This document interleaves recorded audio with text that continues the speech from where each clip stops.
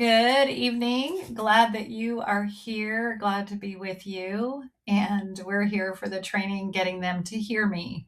So I imagine that everybody is here because there's somebody in your life where you don't feel listened to, or they've told you that you don't hear them, or something like that.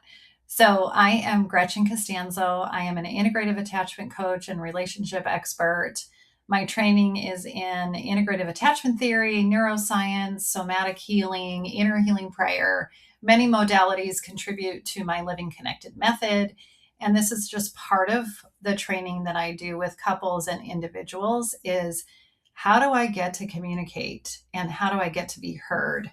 So many of us are having the same old argument, same old day, same old argument. We're often arguing about things like money, kids, family, get togethers, all the things, right? Sex, goals. What do you want to do? Where do you want to go on vacation? And we're saying the same thing, we're doing the same thing, and we end up feeling the same way. Sometimes we're both coming after each other, and sometimes somebody is just the one that shuts down and their heart is broken. And we don't want to treat each other that way, right? Like, I know that about us. We don't want to treat our loved ones like that. And then it just comes up. And through the attachment lens, we know that our subconscious beliefs are driving so much of the way that we treat one another in relationship. And that's what we're looking at tonight is how do I circumvent what's happening in my subconscious so that I'm actually communicating in a way that invites my person closer to me, and also I get what I want and what I need. And when we have arguments, we're arguing at a head level. We're arguing from our story. You always do this and you never do that and you're never available and you're not even paying any attention to me. And we're talking from our story. We're talking from our assessment and our judgment about the other person. Our nervous system is feeling dysregulated and like we're not safe. And our heart cry starts to be, will you hear me? Do you care? Do you see me? Am I safe? And these are the heart cry of attachment as well. So when I was little, my heart was looking, my nervous system was looking for somebody that was going to see me, be delighted with me, care about me, hear me. And if that got injured along the way, then it's possible that I'm going to have a really hard time responding from that level of believing that you hear me. And I'm going to start to get up into my story because I made up a story when I was little based on what I was experiencing. And that's what's coming out in moments like this. So what we know, and it's so I research and I pull my information from many different disciplines. And so we've got integrative attachment, we've got neuroscience, we've got Dr. Jim Wilder, we've got Dr. Siegel, we've got all these different Allan Schore, all these different researchers telling us the same thing. Our heart and our head is connected and we are biologically wired for secure attachment. That's what I'm looking for. Am I safe? Can I connect with you? My heart and my brain are neurologically, biologically connected with 40,000 or more nerve connections. My heart is constantly sending signals to the brain, and they influence how I think, how I feel, what my biochemistry is doing. And my brain will receive those signals from the heart. My brain will regulate the emotions, make decisions, and connect or not connect. My heart and my brain are in constant communication, and it's designed for connection, not isolation. So this is a system that proves that we are wired that way. Dr. John Bowlby, who was the founder of attachment theory, believed that every human being is born with an attachment system. In other words, we're biologically wired to seek closeness, comfort, security with people that we love and that love us. We never really outgrow this need. Like, this is a need that we have. As adults, we still long to be known. We still look for, will you be there when I need you? That's our cry. So if you've ever wondered if relationships matter, it's because they literally do. If you've ever wondered why they matter so much, because they actually do, and they actually change our biochemistry and our physiology and our stress hormones, our sleep, our weight, it can possibly all be influenced by the relationship qualities that we have. Stephen Porges, who developed the polyvagal theory, teaches that our nervous system is constantly scanning. Am I safe? Is there danger? What am I looking for? And if this got highly developed in kids that developed hypervigilance because they were in volatile situations, I can always be in fight, flight, or freeze and queued up for danger. He calls this neuroception. So what am I perceiving? What's my perception through my nervous system? Before my brain even analyzes a conversation, possibly before we even hear a word, our nervous system is saying, am I safe? Will I be seen by this person? Will I matter? Will they hear me? Am I going to get my needs met? And our nervous systems right now are communicating while we're in this training. And there's some theories that to measure the distance between our nervous systems communicating is kind of fascinating, but that's a whole nother training. So if the answer feels like, no, this isn't safe, there is danger, I'm going to move into that protection mode, fight, flight, or freeze, or shut down, fawn. And if the answer feels like yes, we're much more capable of curiosity, empathy, and connection. I'm much more willing to hear the other person. That's why creating safety isn't just like, oh, let's create a safe place. No, it's a biological necessity if you want to connect with your loved one. Marshall Rosenberg is the creator of the nonviolent communication method. And he actually is a Jewish man that has facilitated peace talks in the Muslim world in between sects that have been at war. And his method of communication takes out the judgment and the assessment and communicates from that heart level so that they can actually come together. So we want to come out of evaluation and judgment, and we want to step into what are our feelings and what do you need? Instead of saying things like, you never listen, we might say something like, I was feeling really lonely. His work reminds us that feelings aren't weaknesses. So this I want to say, and I want to say, and I want to say, our feelings are not weaknesses. In our country, in our culture, there's such a split around emotions. What do I do with them? There's many people that are feeling their emotions and they just want to be allowed to feel their emotions and live in their emotions and affect us all with their emotions. And then there's people that are like, ain't no emotion going to govern me. I'm going to push that down and I'm not listening to that. I'm going to do what I want. And neither one are really serving us.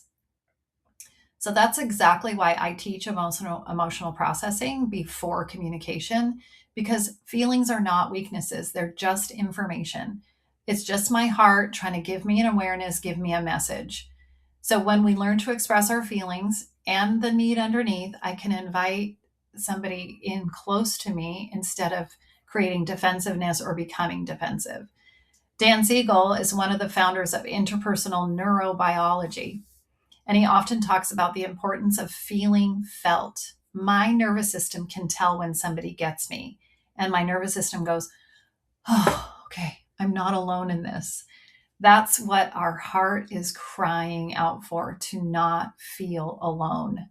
I have it in good writing, good standing, that it is written, it is not good for man to be alone. And that's just simply our biology. Whatever you do with where it's written, that's up to you. But our biology would say it is not good for man to be alone. And that's just mankind. And that doesn't necessarily mean married, and it can. And I would say that that's the ultimate. And what kind of friendships am I in? Am I living alone? What are my connections like? What are my connections like with my family? Are they deep? Are they meaningful? Do we receive one another?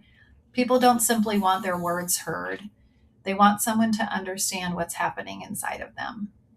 He also teaches that integration and healing happen in relationships where that safety and understanding is the culture. So we're creating a culture where you can be you. I'm glad to be with you. And I receive where you're at. And I care. I care. My heart moves towards you. That's why I say we don't just communicate information, we communicate our hearts. Allan Schore's research showed that emotional regulation develops in relationships.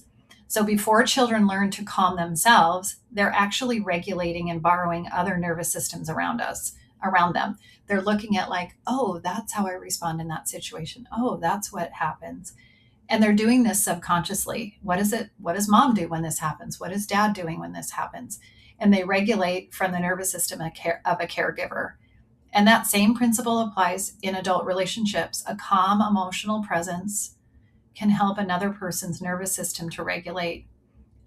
It's kind of like saying being calm and grounded is contagious. One regulated person can change the entire emotional climate of a conversation. So if I can come in knowing my emotions, processing my emotions, being clear and grounded, I can affect the whole relational dynamic. Dr. Jim Wilder teaches that joy isn't simply like feeling happy and excited. Joy is a relational state of being that I will experience when someone is genuinely glad to be with me. So there's a joy center in the brain that lights up with facial connection when I see somebody's eyes light up, when their face shows me they receive me, they're glad to be with me. And this happened when the baby was being nursed and held when they were little, and there was all this loving, communicative eye contact being made.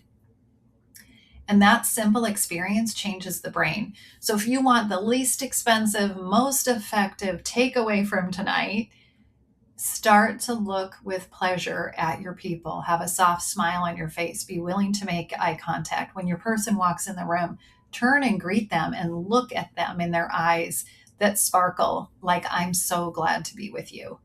It's a very simple exercise, and this is how the foundation for secure attachment is built. It's one of our deepest human needs. I'm delighted that you're here. I'm glad you were born. It's good to be with you. I believe that's one of the greatest gifts that we can offer to people, even at the grocery store. Just smile.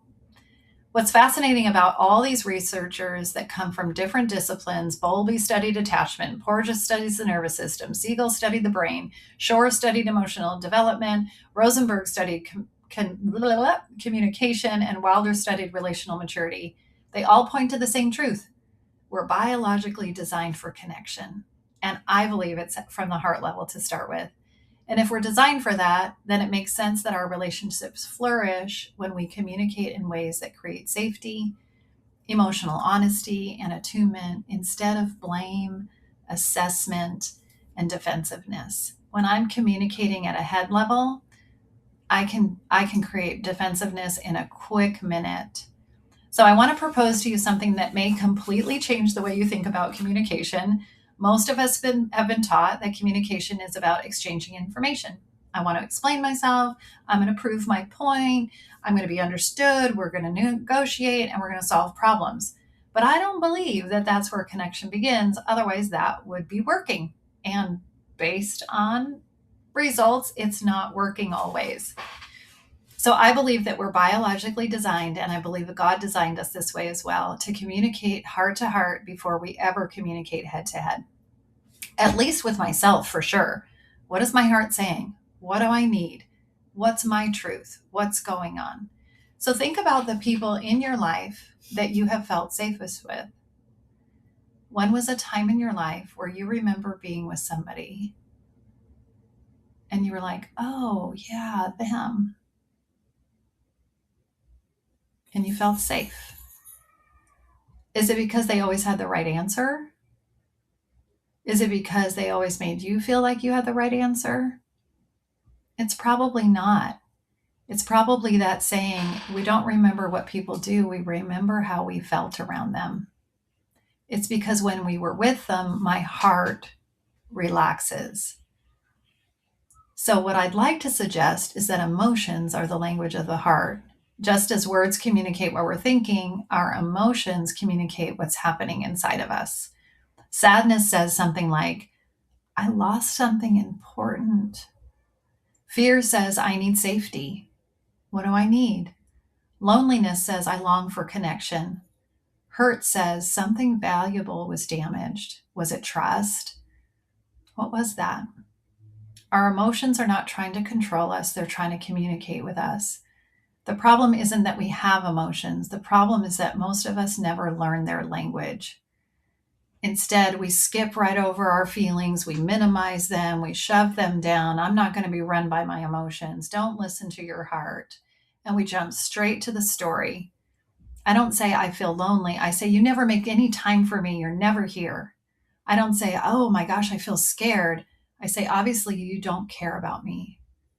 I don't communicate my heart. I communicate my conclusions. I communicate my story that I made up about the situation. And here's what happens. When I assess a situation based on my feelings, I naturally invite defense. If I say, you're selfish, you're never home, but you don't feel like you're selfish and you feel like you make every effort to get through traffic and get home, you're automatically going to defend yourself. Your brain immediately starts to prepare that defense. But if I say, oh, I feel really alone when you're not home, there's nothing to defend against. I've just invited you into my experience instead of accusing you of causing it. One creates protection, self-defense. The other creates connection. This is one of the biggest mindset shifts in the Living Connected method. I am responsible for communicating my experience, not accusing you of yours. I don't have control over your behavior. I don't know what you're thinking. I don't know what's motivating you. But I do have responsibility for what I'm communicating and what's happening inside of me, honestly, vulnerably, and respectfully. I think emotional maturity looks like this. I don't act out my emotions and I don't suppress my emotions. I'm curious about them. They now have, like in preschools and Sunday schools, they say we don't act our emotions, we use words, which I think is brilliant. I remember about 10 years ago, maybe now, maybe 5, a friend was over with her little 5-year-old daughter, and the 5-year-old had gotten into my game closet and she had pulled out this puzzle. And she was sitting at my dining room table, and I was in my kitchen and I was talking with her mom, and I could see her out of the corner of the eye, and she was kind of starting to struggle with the lid. And I thought, oh dear, she's going to start struggling with the lid. And, and I'm finishing the conversation with my friend. And she says, excuse me, Miss Gretchen, I am frustrated. Would you help me get the lid of this puzzle off? And I was like, yes, yes, I will. What 5-year-old communicates like that? So she didn't act out her emotions. She didn't suppress them. She became curious and she used words and she told me what she needed. So then she communicated and she got exactly what she needed. She got me to come and help her. So she communicated her heart to mine by saying, I need your help. So I want to introduce to you kind of like this method, and this is a lot of information on this screen, but this is sort of the process through what we're doing. We want to realize that we're designed to communicate heart to heart. We want to connect with our own hearts before we start talking about and correcting other people's behavior. One of the methods that I use to get at what's going on with our subconscious is the BTEA framework. So I can back into this from any place. What are my actions? Or what are my feelings? My emotions? What are my thoughts? What are my beliefs? And I can get there by noticing, okay, what am I doing that's not working? What am I feeling? And that can help me think what I'm thinking. And that will, and I'll show you, we'll get an emotional processing tool that will help us. But this will help us land at what my emotions are telling me. Is it a core wound? Is it a need or a boundary? And can I have a conversation around it? That's where we're headed. So I want us to look at emotions as they're just information. I need to know them. It's like knowing a language of the heart. So every emotion points to one of these: need, boundary, core, wound. I am not done processing my emotions unless I know if it's a need, a boundary, or a core wound. Our emotions just simply invite us to take a little journey and figure out what's going on. My attachment styles are what shapes my story. The conclusions I come to are shaped by my childhood experience. Have you ever noticed that you can have the same event and everybody has a different story. And you're like, where were you? This is what happened. No, this is what happened. No, this.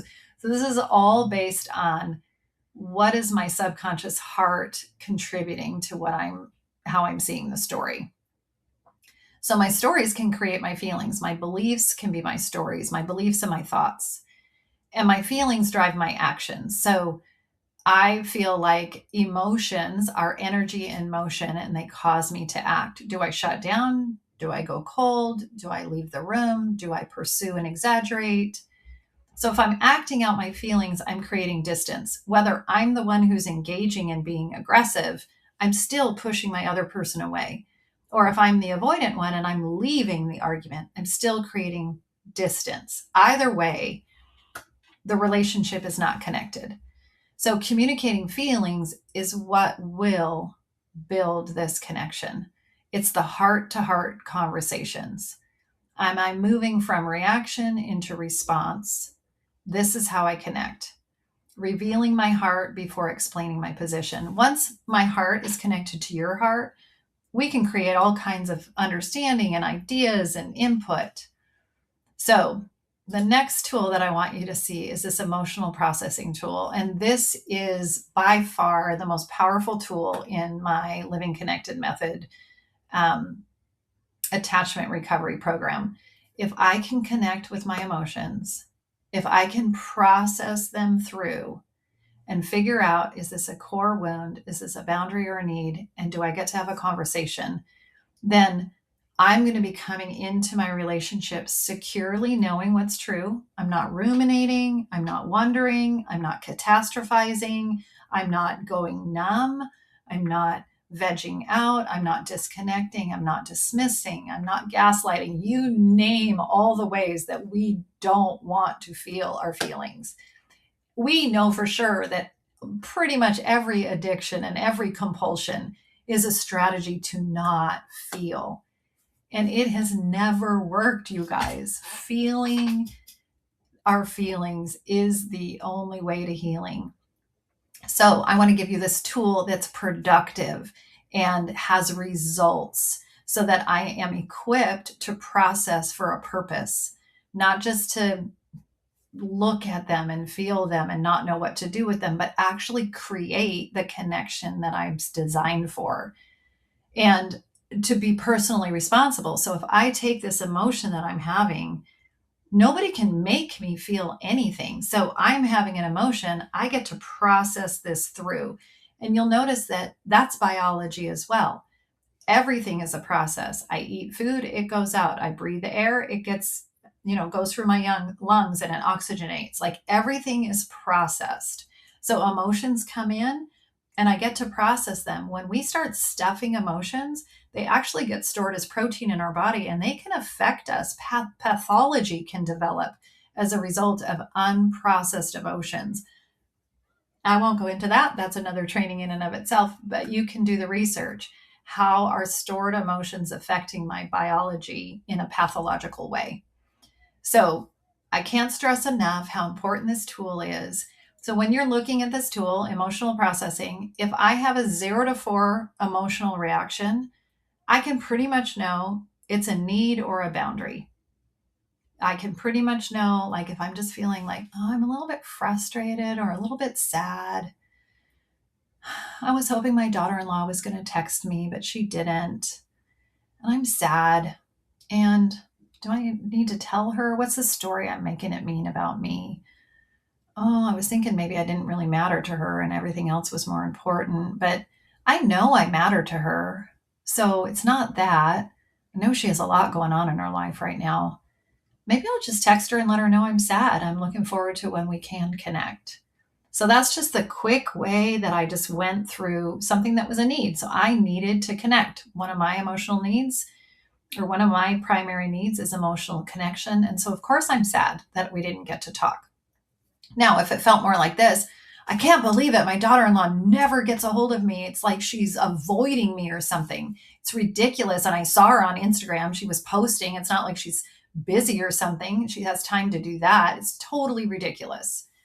So that is a 5 to 10 emotional expression. I am triggered, and this is coming from something that I have believed is true for a long time. And I like to call it like an 18-wheeler that just drove in the situation. So I get to look at that. Whoa, I am actually pissed. I'm angry that she didn't call me. And I was thinking about, who does she think she is? And she's so busy. And what was I feeling? Okay, so I was feeling angry. And if she doesn't call me, then I must, something else must be more important. Like being on Instagram must be oh so important. Oh, so I'm thinking if Instagram is more important, then I'm not very important. Oof. And if I'm not very important, it's that core wound again that I believed because my parents divorced, I don't matter. Ugh. Okay, well, I'm going to continue working on processing and installing the core truth that I do matter. And I'm going to not project that into this situation. I know I matter to my daughter in law. I'm going to think about those times where we have connected, and I'm going to remember that she's got a lot going on in her life. Yeah, maybe I'll text her in the morning. I'll think about it. But for now, I'm going to remember I do matter. And I'm going to think about all those times in my life where that was true. And that I matter to God. He decided to make me. Yeah, so the other tool that you'll have when you download the slides is you'll have the feelings wheel. And so this is what I use to realize that I was angry. I was actually pretty furious that she didn't get a hold of me, right? And I was also sad. I was deeply disappointed. Like my emotions were big. So these are the big 6 emotions: angry, sad, scared, shame, hopeless, and disgust. And hopelessness is a really powerful, stuck. Maybe I'm depressed. Maybe I've given up. Like this is really big attachment stuff where I didn't get my agency. I didn't learn what I needed. So just notice where you're landing in how you're feeling. And so from that, I'm going to bounce back to this slide. So if I land here where I have a need and I want to have a heart to heart conversation with my person because I'm like, oh, this is what I need. This is what I was feeling. And I have a request. I would love for them to help me. So I want to have this conversation, and you'll get these when you request the slides. So I want to have this conversation with my person. I've used the emotional processing tool. I've identified my honest, clean feeling. And we're just going to go with this example conversation, okay? So in this example conversation, I'm feeling resentful and anxious. And I know why. And I'm going to go over here and I'm going to go, okay, so what's my intention for wanting to have this conversation with my person? Oh, yeah, I want to feel cherished. I want to feel like I'm important. And so I want to create that outcome. What do I want to do? What do I want to say? What would help me feel that way? What's the outcome that I want? And then I want to think about, okay, is there a benefit to everybody that if I feel cherished and chosen and important, how's that going to make me feel towards my partner? Because I'm wanting to create this mutually responsible, reciprocal way of being together, right? So, how will this benefit the other person? Well, in this story, if this person gets what they need, their heart's going to feel more open and available. They're going to be in a better mood when they're serving their family. So that could be my goal. It's going to benefit you. Like I'm going to have a better disposition. I'm going to feel more cherished. And so at that point, I know my raw feeling. I know the outcome that I want. I know that it's beneficial for both of us. I know that my intentions are clean. Then I get to go to my person and I say, hey, I would love to make a request of you. Is now a good time? Hopefully now is a good time because I'm going to have thought about that. If it's not, and they say, no, now is actually not, I was just about to, blah, blah, blah. Then you say, oh, no problem. Because requests are always options. They're not requirements. Otherwise it's manipulation. So no problem. When's a good time? Oh, actually at 3:00. Okay, great. I'll see you at 3. And then we get right back into this script, so to speak, at that time that you guys have agreed upon. So I'm going to go ahead and read this script and I'm going to make it humorous because why not? So, A, hey babe, I'd like to make a request. Does now work? Hmm. Hmm. Sure. Now works. Well, I've been feeling resentful and anxious. Ooh. Hmm. Now, at this point, what I want you to understand that all of the stuff in the head is happening. All of the response, am I in trouble? All of the nervous system activation is happening. So it's really critical. This is the mastery of this tool. You might not talk for 30 seconds while all that head stuff is happening. You've just said I'm feeling resentment and anxious, and your person gets to go, okay, am I in trouble? What does this mean? What's she going to want? What's he going to want? What did I do? Was I wrong? And so I want you, as the person making the request, to count for 30 seconds so that all of their head response can dissipate. And then when you haven't responded, their nervous system will have quieted down and you wait for them to go, oh, okay, resentful and anxious. And you wait until they lean in and they're curious. And then the way that we phrase the next part is so important that it is just my feeling. There's no assessment or judgment. I avoid the you statement and I make everything factual. Yes, when I'm busy in the kitchen task and I go to throw something away and the garbage is full, I have to get all gross and deal with the trash. I would feel really cherished and important if you could take it out every morning when you go to work. My heart would feel more open. I'd feel available to you. My mood in serving the family would be so much better. Oh, wow. Yeah, babe, I had no idea. Yes, I want to do that for you. Oh, thank you. That's so amazing. Hey, how can I help you to do that? What would support look like so that you could do that for me? Well, I think if you put a sticky note on the coffee maker so that I could see that in the morning, I could grab the trash. Yeah, I can totally do that. And are you open to checking in on this after, like, say, a few days or on the weekend and see how this system is working? Yeah, I'm open to that. Sure. And so what we're doing is we're creating this mutual, even, both parties have agency, both parties can contribute, there's freedom. And what am I communicating by saying, hey, can we get back to this? Are you open to us getting back to this? What am I saying to the person? I'm totally taking care of the nagging, the criticism, the frustration. My heart knows, okay, hold on, we're going to wait 5 days and we're going to check it out. This person knows I'm not going to get nagged. I'm not going to be a failure. I've got the support of my person. I'm not in this alone. I don't have to try to remember it. So we're creating this win-win, open, honest, personally responsible communication. And I'm creating honor and agency, autonomy, right? So if you are married to an avoidant person, this will, they will love this method of communication because they are able to have their agency and be autonomous. They can say no. And that's the thing we need to understand too.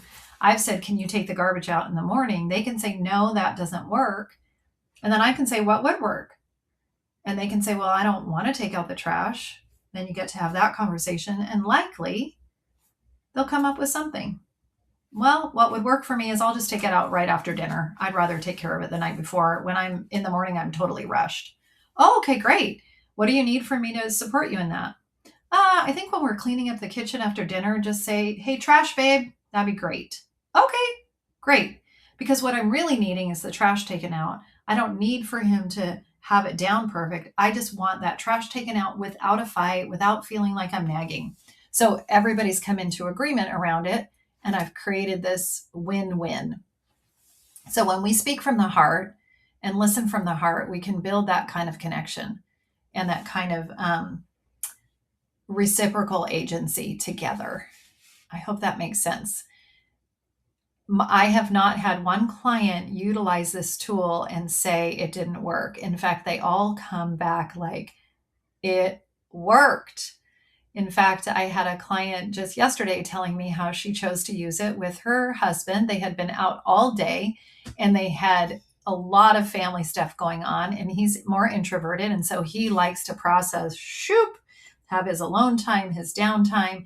She's very much of an extrovert. She likes to process and wants to, would love to have shared all of what she experienced throughout the day. And as they drove home in the car, she's realizing, oh, this might be how that goes. And then sure enough, they get into the house and he'll have a habit of grabbing his own food, heating it up at the leftovers and plopping on the couch and turning on a show. And she felt that rise of emotion and she went to the emotional processing tool. She's like, oh, this is a thing. Let me see what Gretchen's coaching me on. And she started to check in with herself. What am I feeling?